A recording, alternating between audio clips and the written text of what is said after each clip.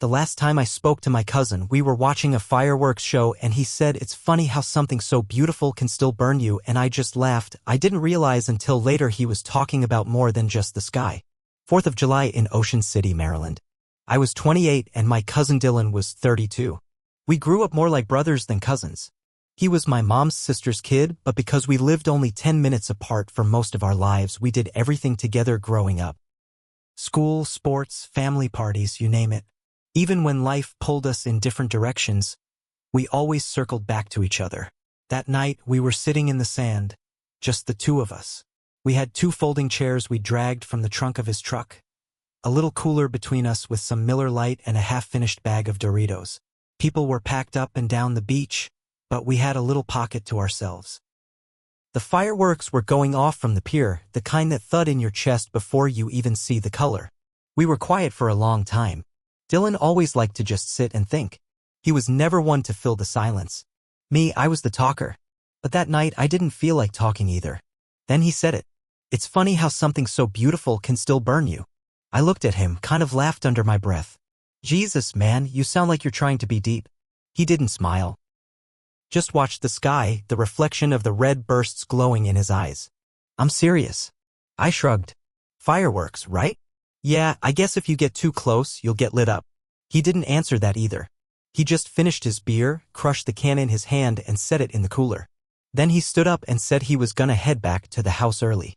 That was the last thing he ever said to me in person. I didn't hear from him again until 3 weeks later.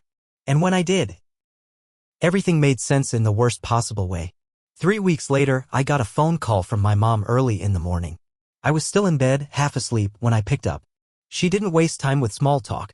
Have you talked to Dylan? I sat up. Not since the 4th. Why? He's missing, she said. His mom called me this morning. He never came into work this week and his phone's off. At first, I didn't think much of it. Dylan had a habit of ghosting when life got stressful. But missing work? That wasn't him. He was a welder in a union gig, paid well, took pride in showing up. I told Mom I'd check in with some of his friends and swing by his place. When I got there, his truck was in the driveway. I knocked. No answer. I used the spare key he'd given me years ago, the one I still kept on my ring without even thinking. The place looked normal. Too normal. Mail stacked on the counter. Shoes by the door. TV remote right where it always was, sitting on the armrest. But his wallet was there. So were his keys. His phone was plugged into the charger in the kitchen. Dead black screen staring back at me. That's when the dread kicked in. I started calling everyone. His coworkers, our high school buddies, even his ex-girlfriend Chelsea, who he hadn't spoken to in over a year. Nobody had heard from him. Then I remembered something. The day after the fireworks, I'd gotten a notification that Dylan had tagged me in a post. It was a photo of us from that night on the beach. We were both looking up at the sky. The caption said, "Some things burn brighter before they disappear." I hadn't thought much of it at the time. Just figured he was being weird or poetic or whatever. But now it felt different. Like a clue. Like a goodbye. I went to the police, filed a missing persons report. They asked all the standard questions. Did he have enemies? Was he suicidal? Had he been acting strange? I told them about the post. About what he said. They nodded, jotted it all down, and promised to investigate. But it didn't feel real. It didn't feel like enough. That night, I went back through our old texts. Scrolled back months. Looked for anything that might explain what the hell was going on. That's when I saw it. A name that kept popping up, E. No full name. Just the letter. And every time Dylan mentioned them, it was vague. E came by again. E's pissed about what happened last year. I told E to drop it, but they won't. I didn't know anyone named E. I called everyone we both knew. No one recognized the name or the reference. I started to wonder what happened last year. So I dug into his life. And what I found blew everything open. I found out what happened by accident. I was talking to Dylan's old roommate, Josh. They lived together for a few years before Dylan bought his place. Josh and I hadn't talked much recently, but when I told him Dylan was missing, he sounded genuinely shook. "Man, I thought you knew," he said. "Knew what?" Josh hesitated. "About that mess with Dylan and Eric. That guy he used to work with." "Eric?" "Yeah." Everyone called him E. The name hit me like a brick. Josh told me they worked together at the welding shop in Annapolis. Dylan trained him when he first got hired. Said he was a weird dude. Quiet, kept to himself, but real intense. One of those guys that gets obsessed with things. Apparently, they were tight at first. Hung out after work, played pool, drank beers. But something happened. Josh didn't know the details, but there was talk of stolen equipment, union politics, and rumors that Dylan ratted someone out. Dylan told me one night he thought he was watching him, Josh said. Said he saw his car parked across the street from his house at 2 a.m. more than once. I felt cold all over. I asked why Dylan never told me any of this. He said he didn't want to drag you into it, Josh said. Said he had it under control. That was Dylan. Always trying to protect everyone else. Even when things were falling apart. I looked up Eric. Found a Facebook account under Eric Castell. No photos. Barely any friends. But the profile picture was a blurry shot of a welding mask sitting on a workbench. Then I remembered something else, Dylan's post. Some things burn brighter before they disappear. I scrolled his timeline and noticed something. A comment under that post from a user with no profile photo, just the name EC. The comment said, "Funny how you still think you're the good guy." That was 2 days before Dylan vanished. I took it to the police, but they barely reacted.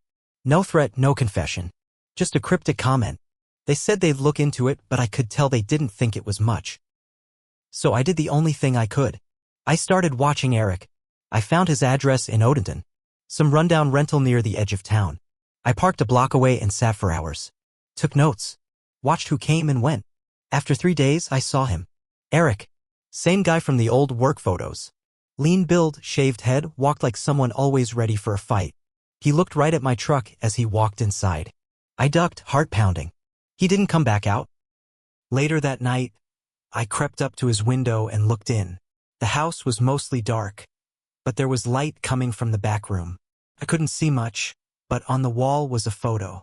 Taped up. Looked like me. And next to it, one of Dylan.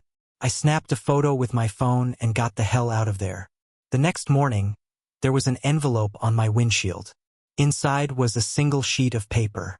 No words. Just a printed photo of that night on the beach, the one Dylan had posted. Only now the image had been altered. My face had been scribbled out with a red marker. I took that envelope straight to the police. I told them everything. The photos, the stalking, the way Dylan mentioned E before disappearing. I showed them the printed photo and the scribbled out face. It looked like a threat to me. To them? Creepy but not illegal, the officer said. I was losing patience. I could feel it in my chest, a kind of pressure that wouldn't let up. Dylan was missing, and this guy was playing games. And now he was watching me. I didn't care what the police said anymore. I started following Eric. I changed cars, borrowed my friend Mitch's beat-up Honda Civic so Eric wouldn't recognize me again. I watched Eric's place every day for a week. Same routine, left around 8 a.m., came back around 5:30. Never had visitors. Didn't go anywhere interesting. Until Thursday. He drove out to a storage facility in Glen Burnie. I followed from a distance. Watched him punch in a code, open up unit number 211, stay inside for about 15 minutes, then drive off. Once he left, I waited. Made sure no one was around. I walked up to the keypad and pressed #211. It beeped and flashed red. I didn't have the code, but I had a plan.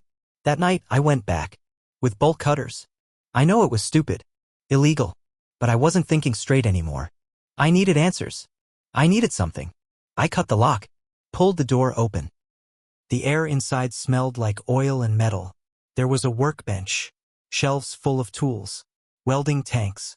And in the back boxes. Dozens of them. Old photos. Paperwork. Journals. I opened one of the boxes. Inside were photos of Dylan. Some from years ago. High school. College. Some recent. One of them was from that night on the beach.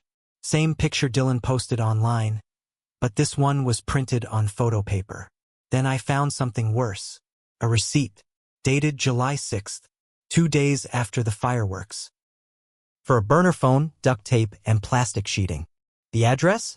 A hardware store 10 miles from Dylan's place. I grabbed everything I could carry and got out of there. Drove straight to the police again, hands shaking. This time, they took it seriously. They sent officers to Eric's house. Got a warrant. Raided the storage unit. It made the local news, suspicious materials discovered in missing person case. But it didn't lead to Dylan. Eric vanished the same night I broke into the unit. His house? Empty. No sign of forced entry. No neighbors saw him leave. He just disappeared. Like Dylan. Now I had 2 people missing. One of them might be dead. The other might be hiding. Or worse. And then, about a week later, I got a text. From an unknown number. No words. Just a photo. Dylan. Lying on what looked like a basement floor. Eyes open, bruised, but alive. And below the photo, one line of text. You should have listened to him that night. I stared at the photo for what felt like forever. It was Dylan. His eyes were bloodshot. His beard longer than I'd ever seen it. His mouth looked bruised. One of his hands had duct tape wrapped around the wrist like someone tried to tie him up, then took it off. He was lying on a concrete floor, and behind him was a metal post with rusty bolts sticking out. I zoomed in, tried to see anything that might tell me where he was. There was nothing. No window, no landmark, no hint. Just him. Alive but barely. I tried calling the number. Straight to voicemail. Then I texted back. Where is he? What do you want? No reply. I sent another message. I'm not going to the cops. Just tell me what you want. Still nothing. I didn't sleep that night. The next day I got a voicemail. It was distorted. Like someone used software to mess up the voice. Mail. No way to tell if it was Eric. You were never supposed to find that unit. You rushed this. You ruined it. Now we change plans. That was it. I played it for the cops. They traced the number. It pinged a tower in Frederick, Maryland, but by the time they checked it out, it was dead. The phone had been dumped or destroyed. I went back through everything. The storage unit. The receipts. The journals. That's when I remembered something I hadn't thought much of before. One of the journal entries said this. He always had it easy.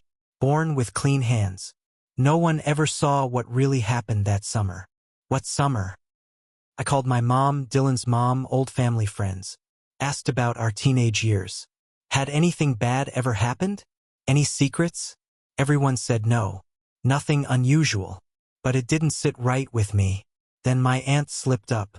She said, it was just a stupid prank. Boys being boys. What was? I asked. She went quiet, then hung up. That's when I drove over there. I didn't even call first. I just showed up and told her I wasn't leaving until she told me what she meant.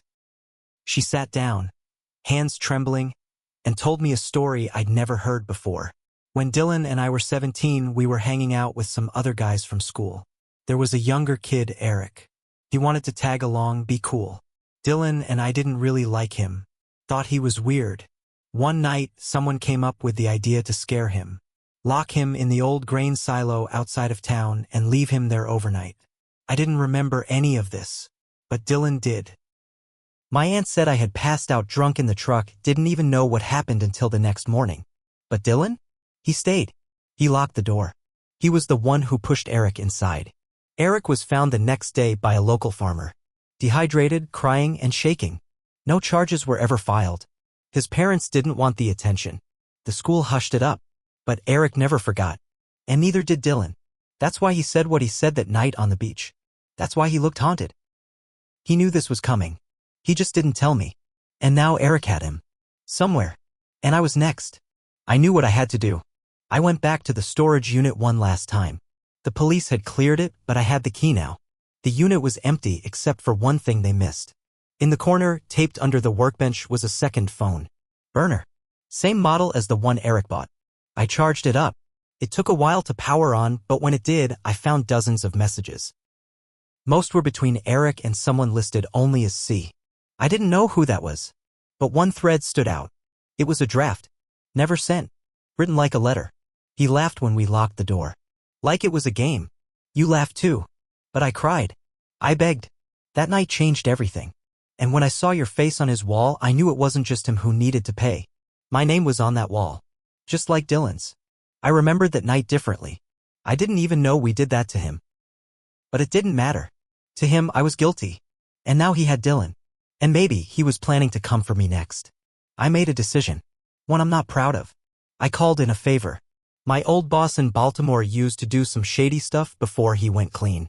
He owed me. I asked him if he knew anyone who could trace a burner phone if I gave them the SIM.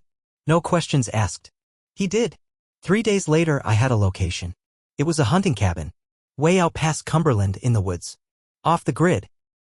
Old property records listed it as belonging to Eric's uncle who died years ago. I didn't tell the cops. I went alone. It was pouring rain the day I drove out. Mud roads, nothing for miles. I parked half a mile from the cabin and walked the rest with a flashlight and a crowbar in my hand. The place was dead silent. No car in sight. I crept up, found the back door unlocked. Inside, it smelled like mold and rust. I moved slow, room by room, until I heard something. A cough. Weak. Raspy. I kicked open the basement door and rushed down. Dylan was there, chained to a pipe. Pale. Bruised. But alive. Jesus Christ, I whispered. Dylan, behind me, a voice. You ruined everything. Eric. He was standing in the shadows, holding a hammer. Shaking. You were never supposed to find this.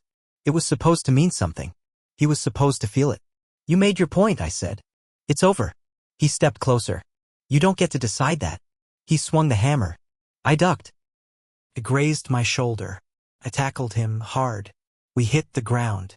Fought like animals. I don't remember most of it. Just flashes. Screaming. Punching. The hammer clattering across the floor. At one point, I got on top of him. Pinned him. I could have killed him. But I didn't. Instead, I tied him up with the same chain Dylan was in. Then I called the cops. They arrested Eric.